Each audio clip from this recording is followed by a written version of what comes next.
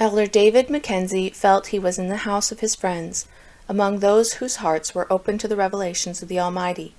He had no disposition to say anything that would cause any additional friction to the ill feeling which, to say the least, had been most maliciously stirred up by certain parties. His disposition was more to pour oil on the troubled waters.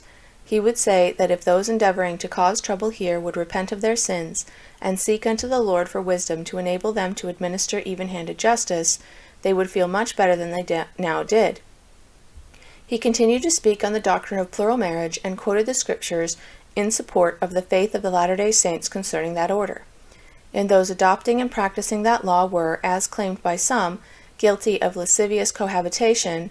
Why did not the Lord check it among ancient Israel?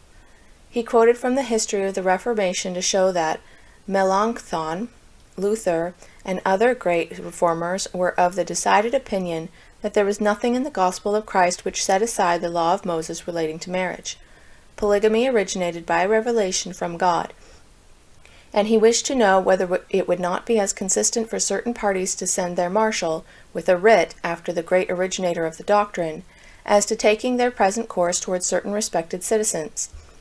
In the days of Joseph Smith the prophet, there was not a true elder in the church who would not have freely sacrificed his life rather than that Joseph's blood should have been shed.